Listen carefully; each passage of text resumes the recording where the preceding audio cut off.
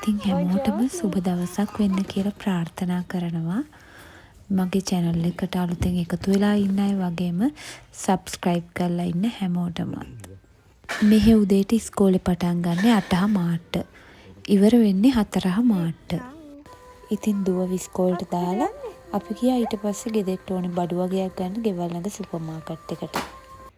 කොච්චර සීතල වුණත් අපේ චූටි බබා නම් කැමතිම නෑ ගේ ඇතුළට වෙලා ඉන්න. එයාට ඕනේ එළියට යන්නමයි. ඔන්න ඉතින් එයාට යාළුවෝ ටිකක් හම්බ වෙලා. ඉතින් දැන් ගෙදර ගිහින් අද දවල්ට උයන්න හිතන් ඉන්නේ මේ චව් චව් ගෙඩියක්. මේක මං ගත්තේ දා ලංකාවේ කඩේට ගිය වෙලේ. මේක අපිට පිපිඤ්ඤ උයනවා වගේ උයලා කන්න පුළුවන්. හරිම රසක් තියෙන්නේ. මුලින්ම මේකේ පොතු ටික ඇරලා ඊට පස්සේ දෙකට කපාගෙන සුද්ධ කරගන්න ඕනේ. ඊට පස්සේ ඕගලන්ට පිපිඤ්ඤ කපනවා වගේම හරි කොටුවට හරි කපා ගන්න පුළුවන්. ලංකාවේ නම් ඉතින් මේට වඩා රසට උයන විදිහ ඇති. මම මේක පිපිඤ්ඤ උයනවා වගේ උයන්න තමයි කැමති. මේක චුට්ටක් උකු වෙන්න මම හාල් පොල් චුට්ටක් කොටලා ගන්නවා. ඉතින් හාල් ටිකකුත් දැම්මම පෙඟෙන්න දැම්මා. අපි මෙහි දවල්ට විතරයි බත් කන්නේ. ඉතින් දවසක් කර දවසක් තමයි ගොඩක් වෙලාවට උයන්නේ. බබාලට නම් දවස ගානේ මොනවා හරි හදනවා. මම දැන් මේකට කරපිංච රම්පේ සුදු ලුණු රට ලුණු ටිකක් අපලා දාගත්තා. එදා ලංකාවේ කඩෙන් ගත්ත කොස්සර ටිකකුත් මං ගාව තියෙන හින්දා ඒකනුත් ටිකක් අරගෙන කපලා දැම්මා. රසයි කියලා හිතනවා මම නම් මේ පළවෙනි වතාවට තමයි මේකට කොස්සට දාන්නේ. දිය කිරි ටිකක් දාලා මම මේක ලිපේ තිබ්බේ. මිරිස් කුඩු වෙනුවට තමයි මම පප්‍රිකා දාන්නේ. පප්‍රිකා හදන්නේ බෙල් පෙපර් වලින්. ඉතින් ඒක සැර නැහැ. දැන් මේක දිය කිරි ටික හිඳිලා හින්දා මම මිටි කිරියකට අර කොටාගත්ත පේස්ට් එක දාලා හොඳට කවලම් කරගන්නවා. මේ පේස්ට් එක නිසා හොද්ද හොඳට උකු වෙනවා. දිය කිරි දානකොටත් ගොඩක් දාන්න එපා. මොකද මේක ටිකක් වතුර ගතිය තියෙන හින්දා වතුර උනනවා හොද්ද හැදෙනකොට. තව විනාඩි 5කින් විතර මේක හරි. දැන් මේ ලීක්ස් ටිකක් තෙල් දාගන්න තමයි හදන්නේ.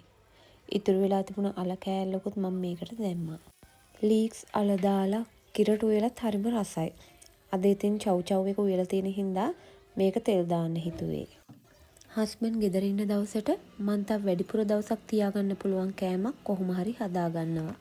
මොකද එතකොට ඒකත් එක්ක තව 2ක් හරි 3ක් හරි හදාගත්තත් ඇති. මේ බෙදුම හදන හැටි මං කලින් වීඩියෝ එකකත් දාලා තියෙනවා. ඉතින් මේ දවස් ටිකටත් මේක මං ලේසියට හදාගත්තා. තෙල් චුට්ටක් දාලා මිරිස් කුඩු ටිකකුයි කෑලි මිරිස් ටිකකුයි සීනි ටිකකුයි දාලා මං පොඩ්ඩක් තෙලේ බැදෙන්න දෙනවා. ඊට පස්සේ බැදගත්ත කරපිංචා රටලුණු කජු රටකජු නූඩල්ස් පපඩම් හාල් මැස්ස සුදු ලුණු වේලිච්ච මිරිස් කරල් කපලා ඒ ටික ඔක්කොම මේකට මිශ්‍ර කරගන්නවා. වෙලාවක හදලා බලන්න. ඕගොල්ලෝ හදලත් ඇති. මොකද මාසයක් විතර වුණත් අපිට මේක තියාගන්න පුළුවන්. හරි. දැන් ඉතින් දවල්ට කන්න තමයි තියෙන්නේ. මේ බෙදාන ඉතින් හස්බන්ඩ්ගේ බත් එක තමයි. මෙහෙම තමයි ඉතින් අපි අද දවල්ට ලංකාවේ විදිහට කන්නේ. මස් එකත් මං හැදුවේ ඊයේ. පපඩම් බෙද්දට ඉතින් තියන්න අමතක වුණා. මිශ්‍ර බෙදුමෙත් ඉතින් පපඩම් තියෙනවනේ ඒකෙන් දවුලක් නැහැ. ඉතින් දුවත් ඉස්කෝලේ ඇරලා ආවට පස්සේ අපි පොඩ්ඩක් එළියට ආවා.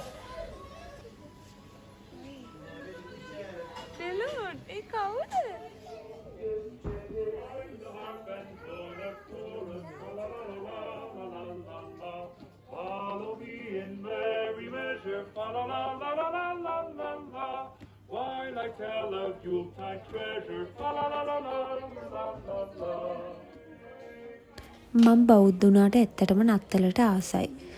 මෙතන හරියට ඇත්තටම දිව්‍ය ලෝකයක් වගේ. හැමතැනම නත්තල් සැරසිලිම තමයි. මට මේ තැන ගැන කිව්වේ නිලුපුලී නංගි. එයත් මෙහි ඉන්න කෙනෙක්.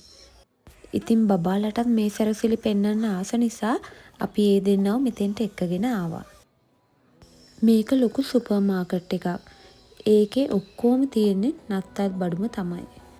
මෙතන තියෙනවා එක එක වර්ගේ නත්තල් ගස්, ලයිට් වර්ග හරිම ලස්සනයි.